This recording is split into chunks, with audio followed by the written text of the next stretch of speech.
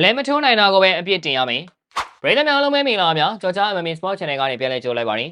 မင်းညကစားသွားခဲ့တဲ့ One Friday Fight 105မှာမြန်မာ Fighter ဆိုရက်ဟာ Thai Fighter Confirm 9ကိုအမှတ်နဲ့ရှုံးနိမ့်သွားခဲ့ပါတယ်ဆိုရက်အနေနဲ့ Confirm 9ကိုတိတိတတ်တာအသာစီးမထိုးတတ်နိုင်ခဲ့ဘူးဆိုသည့်တိုင်အောင်လက်ရည်ပိုင်းအရာအတော်လေးအသာရခဲ့တာကိုမြင်တွေ့ရမှာဖြစ်ပါတယ်လိုက်ပြသနေစဉ်အတွင်းမှာဖြစ်ပျက်တွေကမြန်ဆန်လွန်းတာကြောင့်စွန်ရက်တာသလိုလို Confirm 9တာသလိုလိုနဲ့ထင်ကောင်းထင်နိုင်ပါတယ်တောင်းကြည့်ထိုးတက်ခဲ့တဲ့ပွဲမှာဒုတိယအချီမှာဆိုရင်စွန်ရက်ကတိတိတတ်တာကိုအသာရခဲ့တာဖြစ်ပါတယ်ပထမအချီဆက်စချင်းမှာဖိုင်တာ2ယောက်ဟာအောက်ခြေခတ်ချက်တွေနဲ့ပဲပွဲကိုစဖွင့်ခဲ့တာပါပွဲမတိုင်ခင်မှာပြောထားခဲ့တဲ့အတိုင်းစွန်ရက်ဟာကွန်ဖိုင်နာရဲ့အားနည်းတဲ့အောက်ပိုင်းကိုဖြိုးဖို့လုပ်ခဲ့တာပါဒါပေမဲ့ထိုင်းဖိုင်တာကလည်းသူ့အားနည်းချက်ကိုကောင်းကောင်းပြင်ဆင်လာတာတွေ့ရပါတယ်စွန်ရက်နဲ့အပြိုင်ခြေခံချက်တွေကိုပေးနိုင်ခဲ့သလို body shot တွေကိုလည်းတောက်လျှောက်ပေးဖို့ကြိုးစားခဲ့ပါတယ်တမန်နေခွဲအကျော်မှာထိုင်းဖိုင်တာရဲ့ခြေဖမ်းကန်ချက်နဲ့ body kick တွေကစွန်ရက်ကိုထိပါတယ်ချက်ကောင်းမထိတာကြောင့်သာစွန်ရက်မကြတာဖြစ်ပါတယ်ဒါအပြင်စွန်ရက်ရဲ့ခြေကန်ချက်နဲ့ဖျောက်လက်သီးတွေကလည်းကွန်ဖိုင်နာကိုထိပါတယ်ဒါတော့မှမကြသေးပါဘူးကွန်ဖိုင်နာရဲ့အတင်းဝင်ထိုးသက်မှုကြောင့်စွန်ရက်အဖင်ထိုင်လဲကျသွားတာတောင်ရှိခဲ့ပါတယ်ကံကောင်းလို့အမတ်စင်မီမခံခဲ့ရတာပါပထမချီပြီးကန်ဒီမှာဆိုရင်ကွန်ဖိုင်နာရဲ့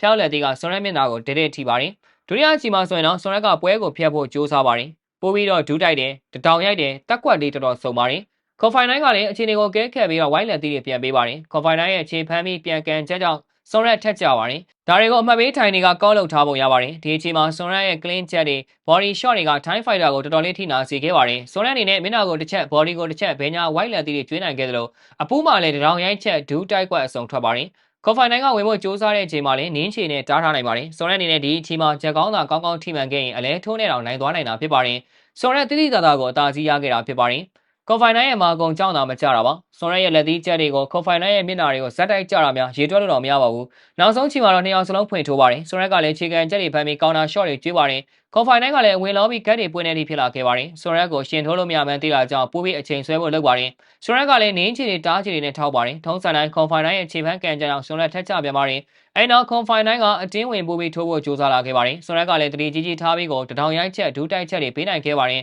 ကွန်ဖိုင်နိုင်အနေနဲ့မဲမဲမြင်အကုန်ထိုးနေသလားထင်ရလောက်အနာခံပြီးကိုထိုးတာပါအချီပြည့်တဲ့အချိန်မှာအနိုင်ရှုံးမပေါ်တာကြောင့်အမှတ်ပေးဆုံးဖြတ်ခံယူခဲ့ရမှာတော့ကွန်ဖိုင်နိုင်ကပဲ split decision နဲ့အနိုင်ရရှိခဲ့တာဖြစ်ပါတယ်အမေပေးတိုင်း3ဦးမှာဒိုင်2ဦးကကွန်ဖိုင်နိုင်ကိုအနိုင်ပေးခဲ့ပြီးဒိုင်2ဦးကစွန်ရက်ကိုအနိုင်ပေးခဲ့တာဖြစ်ပါတယ်စွန်ရက်အနေနဲ့3ချီစလုံးမှာပထမအချီကလွဲရင်ကျန်တဲ့2ချီမှာတိတိတတ်တာကိုအသာရခဲ့တာဖြစ်ပါတယ်ပထမအချီမှာကွန်ဖိုင်နိုင်ကမတိမတာအသာရခဲ့တယ်ဆိုပေမဲ့ဒုတိယအချီကစွန်ရက်တာတလောက်တော့ကွန်ဖိုင်နိုင်အသာရခဲ့တာမရှိပါဘူးနောက်ဆုံးချီကတော့သူမတာကိုမတာလို့ပြောလို့ရပေမဲ့ထိချက်ပိုင်းကတေးချရေတွက်ကြည့်မယ်ဆိုရင်စွန်ရက်ကပို့တာကိုမြင်တွေ့ရမှာဖြစ်ပါတယ်။ဒီကတော့စွန်ရက်လဲကျသွားတဲ့အချိန်ဒီမှာကွန်ဖိုင်နိုင်ဘက်ကိုအမှတ်ပို့ပေးလိုက်ပုံရပါတယ်။ဘိုင်းချန်ပီယံရှစ်ဟာသူတို့ရဲ့ Thai fighter တွေနဲ့တခြားပြိုင်ဘက် fighter တွေထိုးတက်တဲ့ပွဲစဉ်မှာအဲ့လိုမျိုးလက်ရည်အရာမကွာဘူးဆိုလို့ရှိရင် Thai fighter တွေကိုအမြဲတမ်းအနိုင်ပေးလေးရှိတာကိုတွေ့ရပါတယ်။ဒီပွဲမှာစွန်ရက်ရဲ့လက်သီးချက်တွေဟာကွန်ဖိုင်နိုင်ကိုတောက်လျှောက်ထိမှန်ခဲ့ပေမဲ့ဂျက်ကောင်းထိမှန်ခဲ့တာကိုတော့သိမမြင်တွေ့ခဲ့ရပါဘူး။ဒါကလည်းစွန်ရက်လိုအပ်သွားတာဖြစ်ပါတယ်။ဘာပဲဖြစ်ဖြစ်စွန်ရက်ရဲ့9ပွဲဆက်နိုင်ပွဲဆက်မှုရပ်တန့်သွားခဲ့ရပေမဲ့လက်ရည်ရတော့မရှုံးနေခဲ့ဘူးလို့ဆိုရမှာဖြစ်ပါတယ်။စွန်ရက်အနေနဲ့အလဲမထိုးနိုင်ခဲ့တာကိုပဲအပြစ်တင်ရမှာဖြစ်ပါတယ်။ဟုတ်ကဲ့ပါဗျာဗီဒီယိုလေးကဒီလောက်ပါပဲ။နောက်နေ့မှာလည်း MMA နဲ့ပတ်သက်တဲ့သတင်းကြောင်းတွေကိုတင်ဆက်ပေးသွားမှာဖြစ်တာကြောင့်ကျွန်တော်တို့ရဲ့ page တွေကို like and follow လုပ်ပြီး